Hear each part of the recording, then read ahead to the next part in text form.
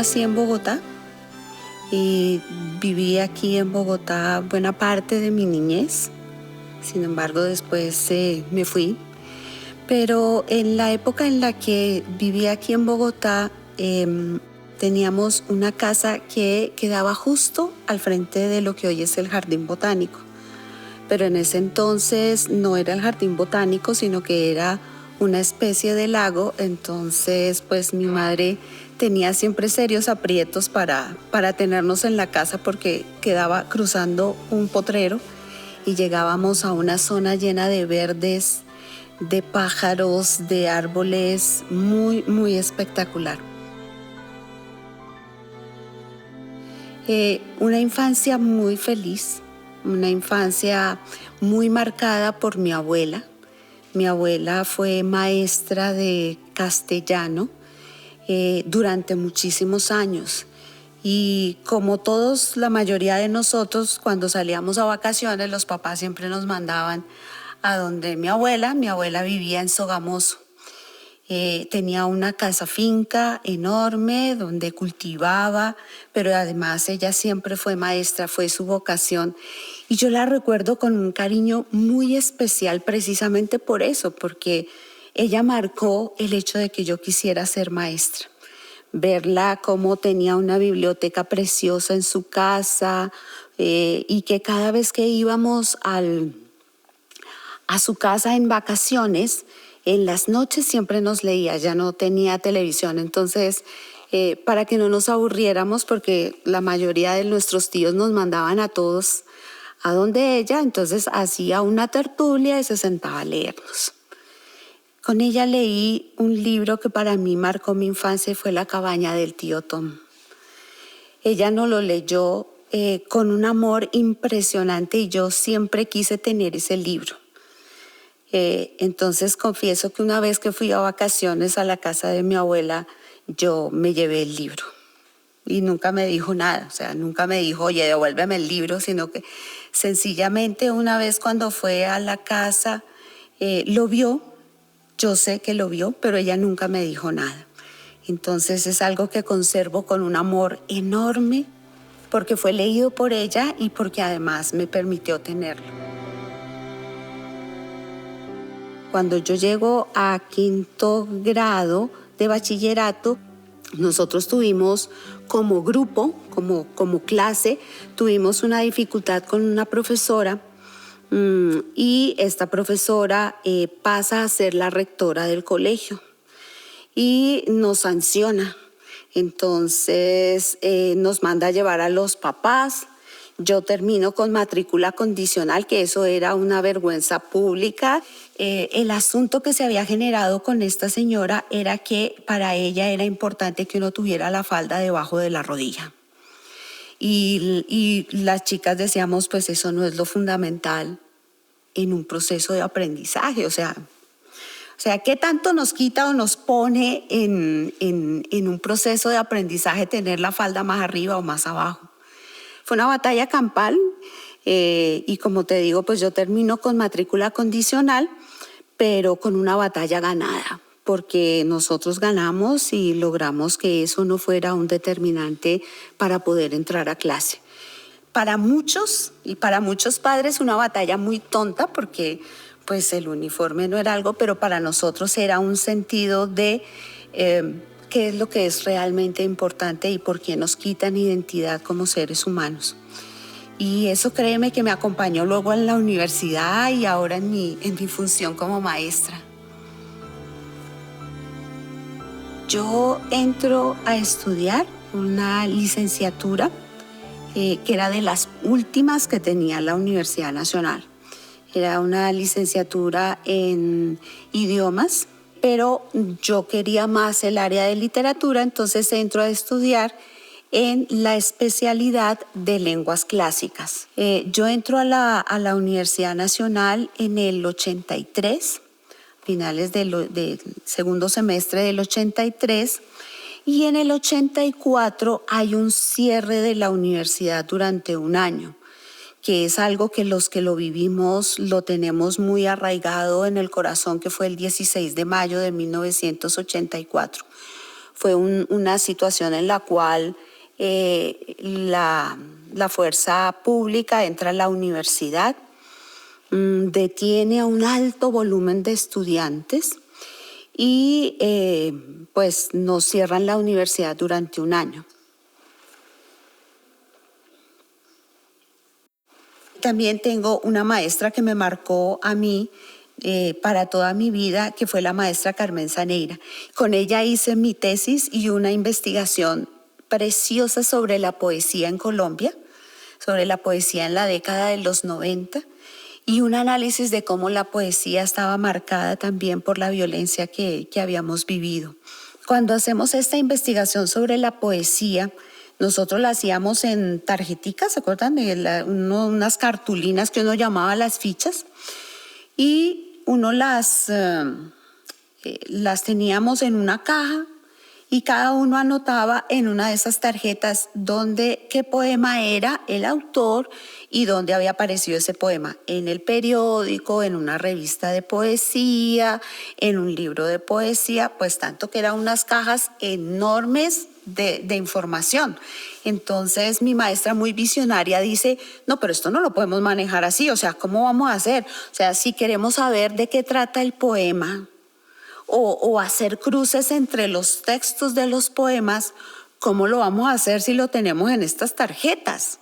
Entonces ella muy visionaria dice, no, esto en ese momento estaban empezando en auge los computadores y las bases de datos en DOS. Entonces la maestra dice, bueno, ¿y quién del grupo con el que estamos trabajando quiere aprender a manejar computador? Entonces todas nos miramos porque todas éramos mujeres y yo dije, yo. Entonces la maestra me escribe en un curso para aprender a manejar DOS en la universidad. Pero lo más curioso es que cuando yo llego al salón de clase era, 1, la única mujer, 2, la única que venía del área de ciencias humanas, porque pues casi todos eran de ingeniería, de economía, o sea, de ciencias que realmente estaban en ese momento necesitando del uso de la tecnología.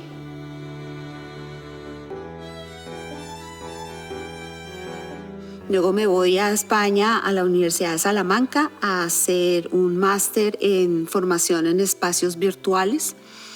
Y allí el trabajo de investigación que realizo se abre en dos grandes elementos. Uno primero que tiene que ver con cómo los jóvenes entienden el uso de la tecnología y otra línea de cómo los maestros la entienden. Cuando termino eso, hago mi candidatura para el doctorado, que todavía lo tengo allí en ciernes, ya entregué la tesis y es una tesis sobre el uso de videojuegos en los contextos educativos. Y ahí mi hija tiene un factor determinante porque si Piaget utilizó a niños y a sus hijos, pues yo utilicé a mi hija como mi conejillo de indias para que ella pues mostrara si realmente los videojuegos generaban, porque mi hipótesis es que los videojuegos no te enseñan, los videojuegos te generan las habilidades y las capacidades necesarias para poder hacer un planteamiento y tener un desarrollo cognitivo positivo, ¿sí? Entonces, con ella empezamos a jugar.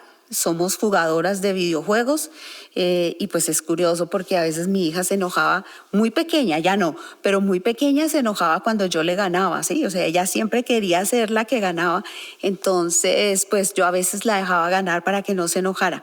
Pero realmente mi interés era observar qué era lo que ella iba aprendiendo cada vez que jugábamos un videojuego diferente.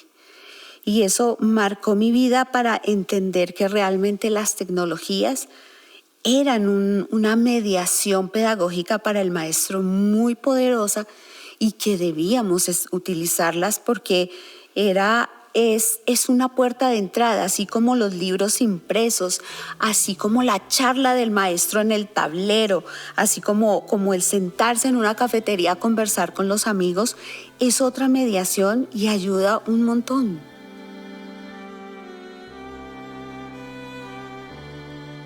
Yo estaba terminando la candidatura cuando veo una convocatoria que salió en Universia de un cargo en la Javeriana. Yo todavía estaba en España, pero me llamó la atención porque era un cargo precisamente en un centro que tenía la universidad, que era un centro en el que se utilizaban tecnologías para el apoyo a la educación. Y estaban solicitando a alguien que tuviese una línea de investigación en esa temática. Entonces yo me presento, o sea, mando todo porque había que llenar un formato ahí en el formato de Universia. Entonces un día me llama Jaime Alejandro y me dice, mira, Mónica, es que el cargo para el cual tú estabas aplicando se le dio a otra profesora, pero tú tienes unas características que necesitamos en el centro, entonces te interesaría no llegar a la coordinación del centro, sino te gustaría llegar a un área de investigación. Y yo le digo a Jaime Alejandro, pero por supuesto, o sea, esto me parece genial. La facultad tenía un programa de una licenciatura a distancia. Era una licenciatura que se hacía con la distancia típica, es decir, te matriculas, te mandaban todos los textos con las actividades y tú pues tenías unas tutorías con los estudiantes que se hacían mediante línea telefónica. Entonces llego yo a la sala y hay hagan de cuenta como una nave espacial, ¿cierto? Y era un aparato que luego supe que se llamaba un Polycom, que conectaba diferentes llamadas a diferentes sitios porque los estudiantes estaban regados por todo el país. Entonces, con ese Polycom se hacía la llamada a cada regional y en la regional los estudiantes estaban, entonces ellos oían también allá a través de la línea telefónica la tutoría.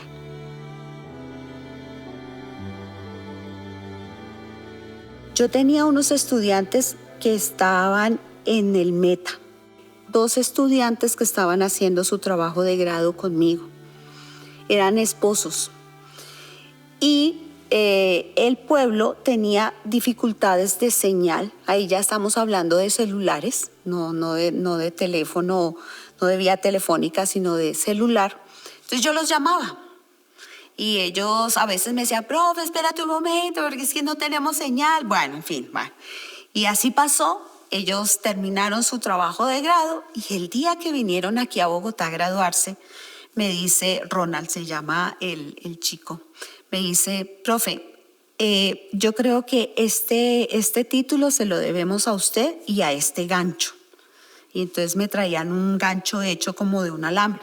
Y le digo, ¿y por qué hace gancho? Entonces me dice, profe, porque donde nosotros estábamos la señal no cogía. Entonces teníamos que ponerle este gancho al celular y colgarlo en el árbol de la plaza del pueblo para que pudiéramos escucharla. Entonces, como nos tocaba colgarlo alto en el árbol, entonces nosotros le poníamos los altavoces y todo el pueblo escuchaba la tutoría. Todos, y todos venían, y cuando nosotros estábamos haciendo trabajos y todo, entonces nos decían, ¿qué hubo? Ya hicieron lo que la profesora les pidió, ustedes tenían que hacerlo, o sea, nos decía, todo el pueblo nos tenía controladas las actividades y lo que había que hacer. Entonces, él viene y muestra el gancho, y eso para mí fue algo, sí, o sea, es macondiano, ¿sí? O sea, esto es un realismo mágico que nosotros vivimos acá. Es una cosa impresionante la cantidad de estudiantes que la Javeriana favoreció en muy diversos sitios, en sitios totalmente alejados de este país, donde la Javeriana con este programa hacía presencia y hacía presencia de muchas maneras. Una de las cosas que para mí ha sido importante en la universidad ha sido el poder hacer acciones el poder llegar realmente a la gente y hacer cosas. Y yo pienso que la Javeriana tiene un montón de programas sociales que son espectaculares, y el hecho de que independientemente de la carrera que seas, tengas que hacer esa práctica social, eso es algo que se lleva en el corazón. Eso es algo que te transforma como ser humano y que te acerca realmente a las personas que no tienen, que están en condiciones vulnerables en todos los sentidos.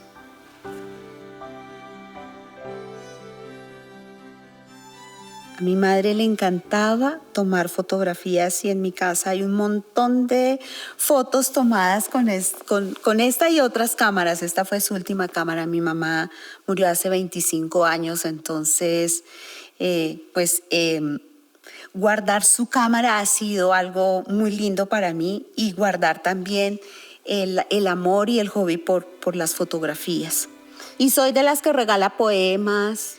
Hay uno que siempre le he dicho a mi hija, que es un poema de Benedetti, que le dice: usted sabe que puede contar conmigo, no hasta 2 o hasta 3, sino contar conmigo.